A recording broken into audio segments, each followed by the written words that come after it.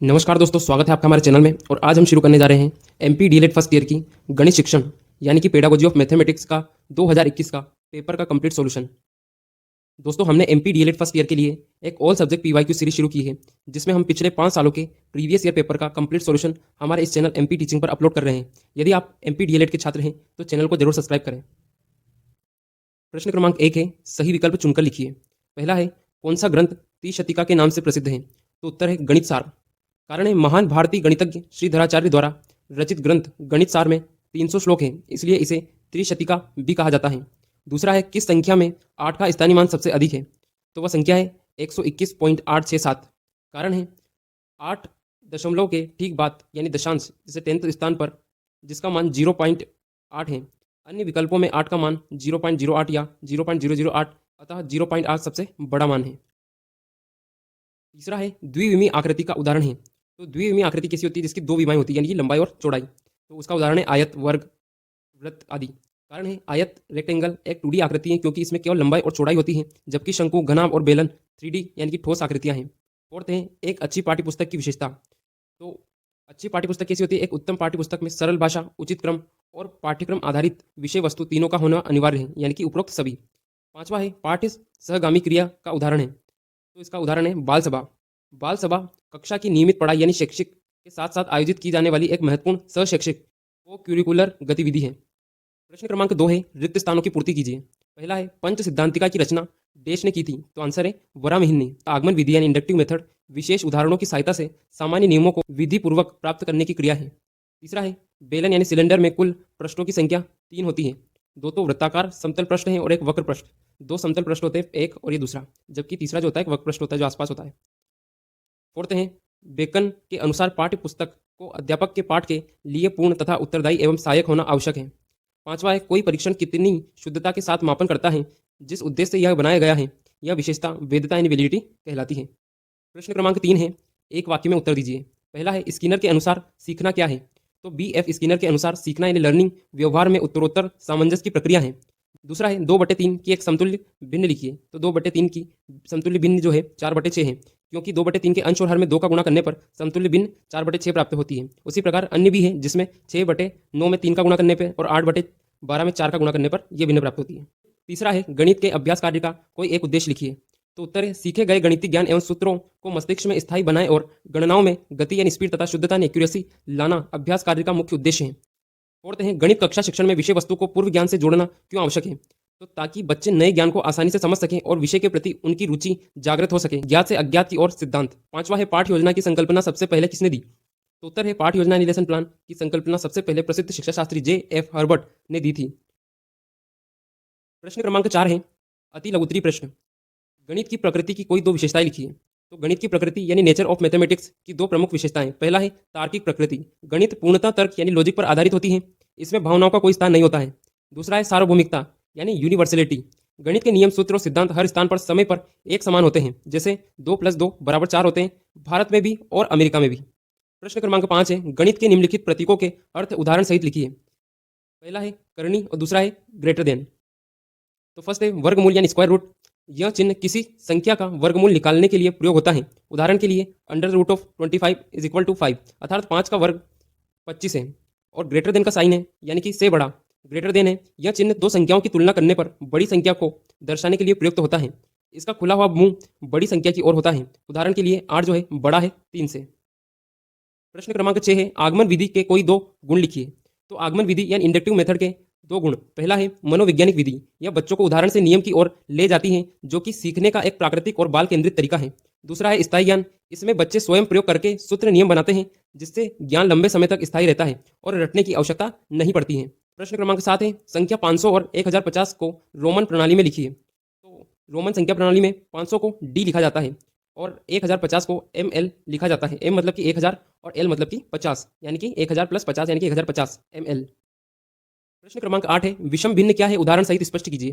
तो विषम भिन्न यानी इम्प्रॉपर फ्रैक्शन वह भिन्न जिसमें अंश यानी न्यूमरेटर हर यानी डिनोमिनेटर से बड़ा या उसके बराबर होता है, विषम या अनुचित भिन्न कहलाती है। इसका मान हमेशा 1 या 1 से अधिक होता है। उदाहरण के लिए 5/3, 8/5, 7/7 इत्यादि विषम भिन्न है। प्रश्न क्रमांक 9 है, योगात्मक आकलन की 4 विशेषताएं लिखिए।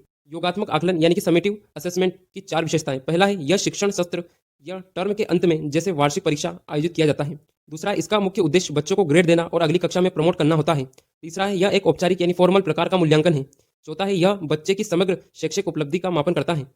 प्रश्न क्रमांक 10 का अथवा है, प्राथमिक स्तर पर जोड़ने की संक्रियाओं में बच्चों द्वारा की जाने वाली 2 त्रुटियों को उदाहरण लिखिए। तो प्राथमिक स्तर पर बच्चे जोड़ यानी एडिशन करते समय अक्सर वैचारिक त्रुटियां करते हैं। पहला है हासिल यानी कैरी ओवर की अवधारणा न समझना। बच्चे 48 + 25 को जोड़ते समय 8 और 5 को जोड़कर 13 लिख देते हैं और 4 और 2 को जोड़कर 6 लिख देते हैं, जिससे उनका उत्तर 613 हो जाता है, जबकि सही उत्तर 73 होना चाहिए। इस प्रकार से दिखाया गया है यहाँ पे, जो कि सही तरीका ये है। दूसरा है प्लेस वैल्यू यानी स्थानीय मान को अनदेखा करना। संख्याओं को ऊपर से नीचे यानी कॉलम में लिखते समय बच्चे इकाई के नीचे दहाई का अंक लिख देते हैं और 25 में 4 जोड़ना है तो वे 2 के नीचे 4 लिखकर उत्तर 65 निकाल देते हैं, जो कि गलत होता है। प्रश्न क्रमांक 10 का अथवा है, गणित शिक्षण की आगमन विधि को उदाहरण सहित समझाइए। तो उत्तर है आगमन विधि यानी इंडक्टिव मेथड। यह वह शिक्षण विधि है जिसमें विशिष्ट से सामान और उदाहरण से नियम की ओर बढ़ा जाता है। इसमें शिक्षक पहले बच्चों के सामने कई उदाहरण प्रस्तुत करता है, बच्चे उनका अवलोकन करते हैं और स्वयं एक निष्कर्ष या सूत्र निकालते हैं। उदाहरण के लिए शिक्षक बोर्ड पर 3-4 अलग अलग आकार के त्रिभुज बनाता है, बच्चों से चांदे या प्रोटेक्टर की मदद से सभी के तीनों अंतःकोणों को मापने को कहता है। बच्चे पाते हैं कि हर बार योग 180 डिग्री आ रहा है। इस प्रयोग से बच्चे स्वयं नियम यानी सामान्यकरण बनाते हैं कि त्रिभुज के तीनों अंतःकोणों का योग 180 डिग्री होता है। प्रश्न क्रमांक 11 है, गणित सीखने की प्रक्रिया में अभिप्रेरणा का क्या महत्व है। तो अभिप्रेरणा यानी मोटिवेशन सीखने का राजमार्ग है। गणित जैसे विषय में इसका महत्व सर्वाधिक है। पहला है रुचि जागृत करना। गणित बच्चों को अक्सर नीरस लगता है। सकारात्मक अभिप्रेरणा जैसे खेल, पहेलियां उनमें विषय के प्रति रुचि पैदा करती हैं। दूसरा है ध्यान केंद्रित करना। प्रेरित बालक कठिन गणितीय समस्याओं को हल करते समय आसानी से हार नहीं मानता और पूरी एकाग्रता से कार्य करता है। तीसरा है गणितीय भय को दूर करना। लगातार प्रोत्साहन और प्रशंसा मिलने से बच्चों के मन में गणित का डर यानी मैथ फोबिया खत्म हो जाता है और उनका आत्मविश्वास बढ़ता है। प्रश्न क्रमांक 11 का अथवा है, गणित सीखने की प्रक्रिया में शिक्षक की क्या भूमिका है। उत्तर है आधुनिक बाल केंद्रित शिक्षा में शिक्षक एक सुविधादाता यानी फैसिलिटेटर है। गणित सीखने में उसकी भूमिका निम्न है। पहला है मार्गदर्शक यानी गाइड। शिक्षक सीधे बोर्ड पर उत्तर नहीं लिखता बल्कि बच्चों को संकेत यानी स्कैफोल्डिंग देता है ताकि वे स्वयं हल तक पहुंच सके। दूसरा है वातावरण निर्माता। कक्षा में एक ऐसा भयमुक्त माहौल बनाना जहां बच्चे गणित की गलतियों करने पर प्रश्न पूछने से डरे नहीं। तीसरा है टीएलएम का प्रयोग करता। अमूर्त गणितीय विचारों को अबेकस, जियोबोर्ड आदि मूर्त सामग्रियों की मदद से सरल रूप में प्रस्तुत करना शिक्षक का मुख्य कार्य है। प्रश्न क्रमांक 12 है, सीखने के प्रतिफल से क्या आशय है। तो उदाहरण सहित स्पष्ट कीजिए। उत्तर है सीखने के प्रतिफल यानी लर्निंग आउटकम्स। सीखने के प्रतिफल उन दक्षताओं, कौशल और ज्ञान का वर्णन करते हैं जो एक बच्चा किसी विशिष्ट पाठ या पाठ्यक्रम को पूरा करने के बाद प्रदर्शित करने में सक्षम होता है। यह परिणाम आधारित शिक्षा आउटकम बेस्ड एजुकेशन का हिस्सा है जो बताता है कि बच्चे ने क्या सीखा है। उदाहरण कक्षा 2 के गणित का एक प्रतिफल यह होगा, छात्र अपने दैनिक जीवन की समस्याओं में 2 अंकों की संख्याओं का जोड़ और घटाव सफलतापूर्वक कर सके। प्रश्न क्रमांक 12 का अथवा है, सीखने के संकेतक शिक्षकों के लिए किस प्रकार उपयोगी है, संक्षेप में समझाइए। तो उत्तर है सीखने के संकेतक यानी लर्निंग इंडिकेटर्स वे मील के पत्थर हैं जो बताते हैं कि बच्चा सीखने की दिशा में सही प्रगति कर रहा है या नहीं। शिक्षकों के लिए इनकी उपयोगिता, पहला है प्रगति की जांच। शिक्षक जान पाता है कि बच्चा किस स्तर तक की अवधारणाओं को समझ चुका है। दूसरा है निदानात्मक कार्य। यदि बच्चा संकेतक तक नहीं पहुंचता है तो शिक्षक अधिगम अंतराल यानी लर्निंग गैप्स को आसानी से पहचान लेता है। तीसरा है शिक्षण विधियों में सुधार। इसके आधार पर शिक्षक यह निर्णय लेता है कि उसे अपनी पढ़ाने की विधि बदलनी है या अतिरिक्त उपचारात्मक कक्षा लेनी है। प्रश्न क्रमांक 13 है, गणित के अभ्यास में प्रयोग की जाने वाली कोई 3 सावधानियां लिखिए। उत्तर है गणित के अभ्यास यानी ड्रिल वर्क अत्यंत आवश्यक है, परंतु शिक्षक को निम्न सावधानियां बरतनी चाहिए। पहला है उद्देश्यपूर्ण कार्य। अभ्यास कार्य निरर्थक नहीं होना चाहिए, इसका सीधा संबंध कक्षा में पढ़ाई गई अवधारणा से होना चाहिए। दूसरा है उबाऊ ना होना, अवॉइड मोनोटोनी, यानी बच्चों को एक ही प्रकार के 50 सवाल देने से बजाय प्रश्नों में विविधता यानी वेराइटीज रखनी चाहिए ताकि बच्चे बोर ना हो। तीसरा है त्रुटियों का तत्काल सुधार। अभ्यास कार्य की जांच नियमित रूप से होनी चाहिए। यदि बच्चा कोई गलत विधि अपना रहा है तो उसे तुरंत सुधारा जाना चाहिए, अन्यथा गलत आदत स्थायी हो जाती है। प्रश्न क्रमांक 13 का अथवा है, गणित शिक्षण में अधिगम स्रोत की क्या उपयोगिता है। तो उत्तर है अधिगम स्रोत यानी लर्निंग रिसोर्सेज जैसे टीएलएम, गणित प्रयोगशाला, जियोमेट्रिक्स बॉक्स आदि गणित को अमूर्त से मूर्त बनाते हैं। पहला है बोधगम्यता बढ़ाना। जटिल गणितीय सूत्रों को ठोस वस्तुएं जैसे 3D मॉडल के माध्यम से आसानी से समझाया जा सकता है। दूसरा है करके सीखना, लर्निंग बाय डूइंग। संसाधनों के उपयोग से बच्चे स्वयं प्रयोग करते हैं जिससे उनकी रचनात्मकता बढ़ती है। तीसरा है रुचिकर शिक्षण। रंगीन चार्ट, पजल्स और अबेकस के प्रयोग से गणित की कक्षा आनंददायक और सक्रिय बन जाती है। प्रश्न क्रमांक 14 है, दीर्घ उत्तरी प्रश्न। गणित क्या है, दैनिक जीवन में गणित की क्या आवश्यकता है। तो उत्तर है गणित की परिभाषा। गणित संस्थाओं, स्थान, आकृतियों और मापन का विज्ञान है। यह तार्किक चिंतन, लॉजिकल थिंकिंग का एक साधन है। गैलीलियो के अनुसार गणित वह भाषा है जिसमें ईश्वर ने संपूर्ण ब्रह्मांड को लिख दिया है। दैनिक जीवन में आवश्यकता एवं महत्व। पहला है व्यवहारिक उपयोग। सुबह घड़ी देखने से लेकर रात को अलार्म लगाने तक हम गणित का उपयोग करते हैं। बाजार में सब्जी खरीदना, बिल का भुगतान करना, बैंक का हिसाब रखना सब गणित पर निर्भर है। दूसरा है बजट निर्माण। घर के खर्चों का प्रबंध करना, आय व्यय का हिसाब रखने और बचत की योजना बनाने के लिए गणित आवश्यक है। तीसरा है समय और दूरी का ज्ञान। यात्रा करते समय ट्रेन या बस का समय सारणी समझना, गति और दूरी की अनुमान लगाना गणित के बिना संभव नहीं है। फोर्थ है तार्किक क्षमता। गणित दैनिक जीवन की समस्याओं को सुलझाने, प्रॉब्लम सॉल्विंग के लिए हमारे मस्तिष्क को एक व्यवस्थित और तार्किक ढांचा प्रदान करता है। प्रश्न क्रमांक 14 का अथवा है गणित शिक्षण में गणित की भाषा की भूमिका पर प्रकाश डालिए। तो उत्तर है गणित की अपनी एक सार्वभौमिक यूनिवर्सल भाषा होती है जिसमें अक्षर, अंक, विशेष चिन्ह, प्लस माइनस प्रतिशत और वर्गमूल और सूत्र शामिल होते हैं। इनकी भूमिकाएं निम्नलिखित हैं। पहला है सटीकता और स्पष्टता। गणितीय भाषा बहुत सटीक होती है। इसमें साहित्य की तरह दोहरे अर्थ नहीं होते हैं। उदाहरण के लिए समकोण कहने पर स्पष्ट रूप से 90 डिग्री का ही अर्थ निकलता है। दूसरा है संक्षिप्तता यानी ब्रेविटी। बड़े बड़े कथनों को छोटे सूत्रों में बदला जा सकता है, जैसे वृत्त की परिधि उसकी त्रिज्या के दुगने और पाई का गुणनफल है। इसे संक्षेप में लिख दिया जाता है C = 2 पाई r। थर्ड है सार्वभौमिक संचार यानी गणित के चिन्ह पूरी दुनिया में समान है। भाषा की बाधा के बिना एक चीनी बच्चा और भारतीय बच्चा 5 × 4 = 20 को एक समान रूप से समझ सकता है। फोर्थ है तार्किक चिंतन का आधार। यह भाषा बच्चों को क्रमबद्ध तरीके से सोचना और अपने विचारों को तर्क के साथ सिद्ध करना सिखाती है। प्रश्न क्रमांक 15 है स्थानीय मान की अवधारणा विकसित करने हेतु एक गतिविधि लिखिए। तो कक्षा 2 और 3 के छात्रों को इकाई और दहाई के स्थानीय मान यानी प्लेस वैल्यू की समझ देना, शिक्षण सामग्री TLM, माचिस की तिल्ली और रबर बैंड।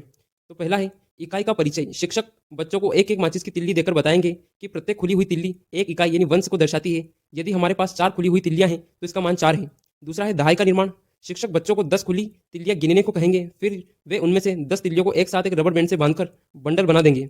शिक्षक स्पष्ट करेंगे कि 10 इकाइयों यानी खुली तिल्लियों से मिलकर एक दहाई यानी बंडल बनता है।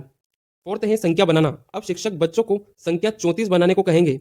बच्चे 3 बंडल दहाई यानी कि 30 और 4 खुली तिल्लियां यानी 4 इकाई मेज पर रखेंगे। पांचवा यानी निष्कर्ष दृश्य रूप यानी विजुअल फॉर्म में बच्चे समझ जाएंगे कि 34 में 3 स्थानीय मान यानी कि 30 है और 4 स्थानीय मान यानी 4 है। प्रश्न क्रमांक 15 का अथवा है गुणा की अवधारणा विकसित करने हेतु एक गतिविधि लिखिए। तो उद्देश्य है छात्रों को यह समझाना कि गुणा यानी मल्टीप्लिकेशन वास्तव में बार बार जोड़ने यानी रिपीटेड एडिशन की ही एक संक्षिप्त प्रक्रिया है। शिक्षण सामग्री कुछ कंकड़ या रंगीन बटन।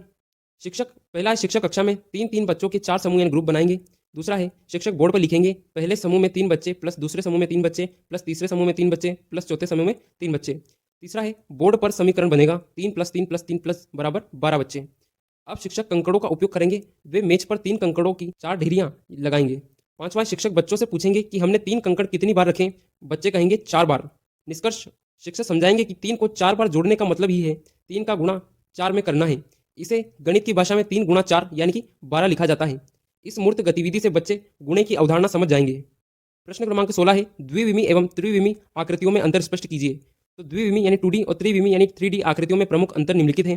पहला है विमाएं यानी 2D आकृतियां जो होती है इनमें केवल 2 विमाएं होती है, लंबाई और चौड़ाई, जबकि 3D आकृतियों में 3 विमाएं लंबाई, चौड़ाई, ऊंचाई या गहराई होती है। भौतिक अस्तित्व द्विविमी में ये समतल यानी फ्लैट सर्फेस पर खींची जाती हैं। ये भौतिक रूप से कोई स्थान या स्पेस नहीं घेरती हैं, जबकि 3D आकृतियां ये ठोस या सॉलिड होती हैं और भौतिक स्थान घेरती हैं। तीसरा स्पर्श 2D आकृतियों इन्हें केवल देखा जा सकता है, हाथों से पकड़ा नहीं जा सकता, जबकि 3D आकृतियां इन्हें हाथों से पकड़ा और महसूस किया जा सकता है। मापन 2D आकृतियां इनका केवल परिणाम यानी पेरीमीटर और एरिया यानी क्षेत्रफल निकाला जा सकता है, जबकि 3D आकृतियों का पृष्ठीय क्षेत्रफल यानी सरफेस एरिया और आयतन यानी वॉल्यूम निकाला जा सकता है। फिफ्थ है उदाहरण 2D आकृतियां हैं आयत, वर्ग, त्रिभुज, वृत्त आदि, जबकि 3D है घन, घनाभ, गोला, बेलन, शंकु आदि। प्रश्न क्रमांक 16 का अथवा है निम्नलिखित को चित्र बनाकर समझाइए। पहला समलंब चतुर्भुज, दूसरा है समचतुर्भुज। तो समलंब चतुर्भुज यानी ट्रेपेजियम यह वह चतुर्भुज है जिसके आमने सामने की भुजाओं का केवल एक जोड़ा समांतर यानी पैरेलल होता है, जबकि दूसरा जोड़ा असमांतर होता है। जिस प्रकार से चित्र में दिखाया गया है कि ये लाइन और ये लाइन समांतर होती है। चित्र निर्देश परीक्षा में एक ऐसी आकृति बनाइए जिसके ऊपर की रेखा छोटी और नीचे की रेखा बड़ी तथा क्षैतिज हो और किनारे दोनों रेखाओं को तिरछी आकर उन्हें जोड़ती हों। विशेषतः समांतर भुजाओं के बीच की लंबवत दूरी यानी ऊंचाई हमेशा समान रहेगी। जो इनके बीच की दूरी है यानी ऊंचाई वो हमेशा समान रहेगी। दूसरा है समचतुर्भुज यानी रोम्बस। यह वह चतुर्भुज है जिसकी चारों भुजाएं आपस में बराबर होती है, लेकिन इनके कोण 90 डिग्री यानी समकोण हो ये आवश्यक नहीं है। इसके विकर्ण एक दूसरे को 90 डिग्री पर समद्विभाजित करते हैं, जिस प्रकार से चित्र में दिखाया गया है। निर्देश है परीक्षा में काजू कतली या हीरे डायमंड के आकार की आकृति बनाएं जिसके चारों भुजाएं बराबर दिखें। विशेषता यह एक झुका हुआ वर्ग यानी स्क्वायर माना जा सकता है। प्रश्न क्रमांक 17 है निम्नलिखित को उदाहरण सहित स्पष्ट कीजिए। पहला है संख्याओं के पैटर्न, दूसरा है ज्यामितीय आकृतियों के पैटर्न। तो पैटर्न किसी निश्चित नियम के तहत संख्याओं, डिजाइनों और आकृतियों को बार बार दोहराए जाने वाले क्रम को पैटर्न कहते हैं। पहला है संख्याओं के पैटर्न यानी नंबर पैटर्न। जब संख्याएं किसी विशेष गणितीय नियम जैसे लगातार जोड़ना, गुणा करना या वर्ग करना के अनुसार आगे बढ़ती हैं तो उसे पैटर्न कहते हैं। उदाहरण 1 है 3, 6, 9, 12, 15 इसी प्रकार से। यह 3+ का वर्धमान पैटर्न है जो 3 का पहाड़ा भी है। उदाहरण 2 है 1, 4, 9, 16, 25। यह प्राकृत संख्याओं के वर्गों का पैटर्न है, यानी 1 का स्क्वायर, 2 का स्क्वायर, 3 का स्क्वायर, 4 का स्क्वायर, 5 का स्क्वायर, सो ऑन। दूसरा है ज्यामितीय आकृतियों के पैटर्न, ज्योमेट्रिक पैटर्न, जब विभिन्न ज्यामितीय आकृतियां एक निश्चित क्रम में दोहराई जाती हैं और एक डिजाइन का निर्माण करती हैं। उदाहरण, एक त्रिभुज, फिर एक वृत्त, फिर एक वर्ग, यही क्रम आगे बढ़ता रहता है। इनका उपयोग दीवारों की टाइल्स, साड़ियों की बॉर्डर और रंगोली में बहुतायी रूप से किया जाता है, जो कि यहाँ पर आपको चित्र में दिखाया गया है। प्रश्न क्रमांक 17 का अथवा है चतुर्भुज के विभिन्न प्रकारों की समझ स्थापित करने हेतु एक गतिविधि लिखिए। तो उत्तर है जियो बोर्ड के माध्यम से छात्रों को आयत, वर्ग और समलंब चतुर्भुज की समझ देना। सामग्री है एक जियो बोर्ड, यह लकड़ी का बोर्ड जिस पर किले गड़ी हो, और कुछ रबर बैंड। गतिविधि के चरण 1 है शिक्षक छात्रों को 4-4 के समूह में बांटेंगे और प्रत्येक समूह को जियो बोर्ड देंगे। दूसरा है वर्ग बनाना। शिक्षक कहेंगे एक रबर बैंड लो और उसे 4 किलो पर फंसाओ कि चारों तरफ किलो की संख्या बराबर हो, यहाँ वर्ग बनेगा। तीसरा है आयत बनाना। शिक्षक कहेंगे एक रबर बैंड को ऐसे फंसाओ कि उसकी लंबाई 5 किलो में आए और चौड़ाई 3 किलो में आए। बच्चे आयत बनाएंगे और समझेंगे कि इसके आमने सामने की भुजाएं बराबर होती हैं। फोर्थ है समलंब बनाना। शिक्षक कहेंगे ऊपर की भुजाओं में 2 किलो पर रबर फंसाओ और ठीक नीचे वाली भुजा में 4 किलो पर रबर फंसाओ, फिर दोनों सिरों को जोड़ दो। पांचवा है निष्कर्ष करके सीखना है, लर्निंग बाय डूइंग। इस गतिविधि से बच्चे खेल खेल में चतुर्भुज की भुजाओं और आकारों का अंतर स्पष्ट रूप से समझ जाएंगे। प्रश्न क्रमांक 18 है निबंधात्मक प्रश्न। शिक्षण के किन्हीं 2 सिद्धांतों का संक्षिप्त वर्णन कीजिए। तो गणित शिक्षण को बाल केंद्रित या प्रभावी बनाने के लिए शिक्षक को कुछ मनोवैज्ञानिक सिद्धांत, मैक्सिम्स ऑफ टीचिंग का पालन करना पड़ता है। 2 प्रमुख सिद्धांत निम्नलिखित हैं। पहला है मूर्त से अमूर्त की ओर, कंक्रीट टू एब्स्ट्रैक्ट। गणित में अंक जैसे 5, 10 अमूर्त संकल्पनाएं हैं जिन्हें छोटे बच्चे सीधे हवा में नहीं समझ सकते हैं। इस सिद्धांत के अनुसार बच्चों को पहले मूर्त यानी ठोस वस्तुएं दिखानी चाहिए जिन्हें वे छू सके और देख सकें। प्रयोग, बच्चों को 5 + 3 = 8 सिखाने से पहले शिक्षक उन्हें 5 कंकड़ दें, फिर 3 कंकड़ दें। जब बच्चे स्वयं कंकड़ों को गिनेंगे तब वे मूर्त अनुभव से अमूर्त गणितीय जोड़ सीख जाएंगे। दूसरा है ज्ञात से अज्ञात की ओर, यानी नोवन टू अननोवन। बच्चा जब स्कूल जाता है तो वह बिल्कुल कोरी स्लेट नहीं होता है, वह अपने परिवेश से कुछ ज्ञान या ज्ञात करके आता है। शिक्षक का काम है उसी ज्ञात नींव पर नया ज्ञान बड़ा करना। प्रयोग, यदि शिक्षक को भिन्न फ्रैक्शन पढ़ाना है तो वह सीधे अंश बटे हर का सूत्र नहीं बताएंगे। वह पहले बच्चों को रोटी या ज्ञात वस्तु को आधा आधा बांटने की बात करेगा, फिर उसे गणित में 1/2 यानी अज्ञात ज्ञान से जोड़ेगा। प्रश्न क्रमांक 18 का अथवा है निगमन विधि के 2 पदों को उदाहरण सहित वर्णन कीजिए। निगमन विधि या डिडक्टिव मेथड, इस विधि में शिक्षण का क्रम सामान्य से विशेष और नियम से उदाहरण की ओर होता है। इसमें छात्र को पहले सूत्र रटा दिया जाता है, फिर उस पर आधारित प्रश्न हल कराए जाते हैं। इसके मुख्य पद स्टेप्स निम्नलिखित हैं। पहला है नियम या सूत्र का प्रस्तुतिकरण। सबसे पहले शिक्षक कक्षा में सीधा नियम बताता है। उदाहरण, शिक्षक बोर्ड पर लिखता है आयत का क्षेत्रफल लंबाई गुणा चौड़ाई, यानी a = L × b। दूसरा है नियम का स्पष्टीकरण। शिक्षक उस सूत्र के प्रतीकों का अर्थ बताता है कि L का मतलब लंबाई है और b का मतलब चौड़ाई है। तीसरा प्रयोग, यानी उदाहरण का हल करना। अब शिक्षक एक विशेष प्रश्न देता है और बच्चों से कहता है कि इस सूत्र का प्रयोग करें। उदाहरण, एक खेत की लंबाई 10 मीटर है और चौड़ाई 5 मीटर है, तो क्षेत्रफल निकालो। छात्र सूत्र में मान रखते हैं और 10 × 5 यानी बराबर 50 वर्ग मीटर लिखते हैं। फोर्थ है निष्कर्ष और सत्यापन। छात्र प्राप्त उत्तर की जांच करते हैं कि क्या नियम के प्रयोग से सही हल प्राप्त हुआ है या विधि उच्च कक्षाओं में समय बचाने के लिए अत्यंत उपयोगी है। प्रश्न क्रमांक 19 है गणित पाठ्य चर्चा के प्रभावी अंतरण हेतु गणित किट की क्या उपयोगिता है। तो उत्तर है गणित किट यानी मैथमेटिक्स किट प्राथमिक स्तर पर गणित की नीरसता से निकालकर एक आनंददायक विषय बनाने का सबसे शक्तिशाली उपकरण है। इसमें अबेकस, जियो बोर्ड, भिन्न चकतियाँ, प्लास्टिक के सिक्के, मापन टेप और विभिन्न आकृतियों के मॉडल शामिल होते हैं। इसकी उपयोगिता निम्न है। पहला है अमूर्त से मूर्त बनाना। बच्चे संख्याओं को हवा में नहीं समझ सकते। किट के रंगीन ब्लॉक और मोतियों की मदद से बच्चे जोड़, घटाव और स्थानीय मान जैसी अमूर्त अवधारणाओं को छूकर स्पर्श द्वारा सीखते हैं। दूसरा है करके सीखने या लर्निंग बाय डूइंग का अवसर। किट बच्चों को मूक दर्शक के सक्रिय अन्वेषण बना देती हैं। जब वे स्वयं भिन्न शक्तियों को जोड़कर 1/2 और 1/2 निकालकर एक पूरा बनाते हैं तो ज्ञान स्थायी हो जाता है। तीसरा है मनोवैज्ञानिक दृष्टिकोण। यह खेल विधि यानी प्ले वे मेथड पर आधारित है। खेल खेल में गणित सीखने से बच्चों का गणित का डर यानी फोबिया समाप्त हो जाता है। फोर्थ है व्यक्तिगत विभिन्नताओं का समाधान। कक्षा में दृश्य, श्रव्य और स्पर्श करके सीखने वाले सभी प्रकार के छात्रों के लिए किट समान रूप से उपयोगी है। फिफ्थ है शिक्षक के लिए सहायता। एक कठिन विषय जिसे चौक और डस्टर से समझाने में घंटों लग सकते हैं उसे किट की सामग्री से 10 मिनट में स्पष्ट किया जा सकता है। प्रश्न क्रमांक 19 का अथवा है गणित की पाठ्य पुस्तक की किन्हीं 5 विशेषताओं का वर्णन कीजिए। तो गणित अधिगम प्रक्रिया, एक अच्छी गणित की पाठ्य पुस्तक की 5 प्रमुख विशेषताएं निम्नलिखित हैं। पहला है बाल केंद्रित दृष्टिकोण। पाठ्य पुस्तक बच्चों की आयु, मानसिक स्तर और रुचियों के अनुकूल होनी चाहिए। प्राथमिक स्तर की पुस्तक में पर्याप्त रंगीन चित्र, पहेलियां और कहानियां होनी चाहिए। दूसरा है दैनिक जीवन से जुड़ाव। पुस्तक में दिए गए उदाहरण कोरी कल्पना नहीं होने चाहिए, वे बच्चों के वास्तविक जीवन जैसे बाजार का लेन देन, खेल के मैदान की माप से संबंधित होने चाहिए। तीसरा है सरल और स्पष्ट भाषा। गणित की परिभाषा एवं प्रश्न सरल भाषा में होने चाहिए। भाषा इतनी कठिन ना हो कि बच्चा बिना शिक्षक के उसे पढ़ ना सके। फोर्थ है प्रचुर अभ्यास सामग्री। गणित एक अभ्यास का विषय है। पुस्तक में हल किए गए उदाहरणों यानी सॉल्व्ड एग्जाम्पल के साथ साथ अंत में पर्याप्त अभ्यास यानी एक्सरसाइज होने चाहिए ताकि छात्र स्व अध्ययन कर सके। पांचवा है उचित क्रमबद्धता। विषयों का समायोजन सरल से कठिन की ओर होना चाहिए। उदाहरण के लिए गुणा सिखाने से पहले जोड़ना सिखाया गया हो जिससे ज्ञान का तार्किक विकास हो सके।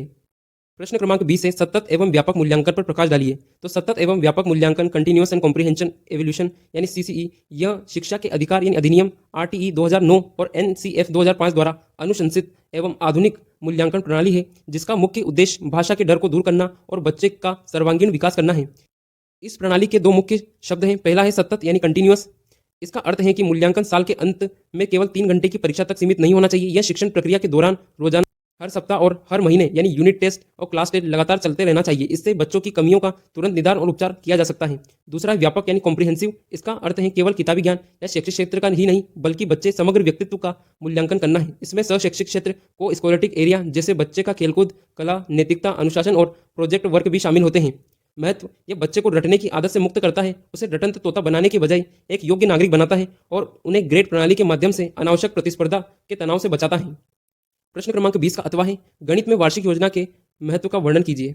तो वार्षिक योजना यानी एनुअल प्लान एक शिक्षक द्वारा पूरे शैक्षिक सत्र यानी कि साल भर के लिए तैयार की गई वह रूपरेखा है जिसमें यह तय किया जाता है कि किस महीने में गणित के कौन से अध्याय पढ़ाए जाएंगे, कब परीक्षा होगी और कब छुट्टियां रहेंगी। गणित शिक्षण में इसका महत्व पहला है समय का उचित प्रबंधन। वार्षिक योजना से शिक्षक को पता होता है कि पाठ्यक्रम को कब से कब तक समाप्त करना है।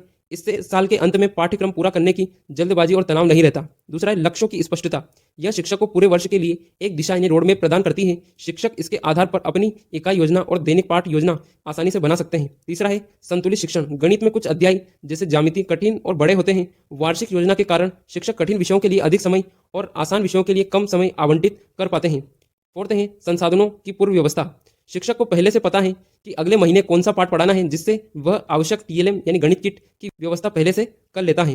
फिफ्थ है मूल्यांकन में सुविधा। यह योजना त्रैमासिक, अर्धवार्षिक और वार्षिक परीक्षाओं के आयोजन को व्यवस्थित और सुगम बनाती है। तो दोस्तों ये था एमपी डीएलएड फर्स्ट ईयर का पेडागोजी ऑफ मैथमेटिक्स यानी गणित शिक्षण का कंप्लीट सॉल्यूशन 2021 का। यदि आप इसी प्रकार के अन्य वीडियो देखना चाहते हैं तो चैनल को जरूर सब्सक्राइब करें। धन्यवाद।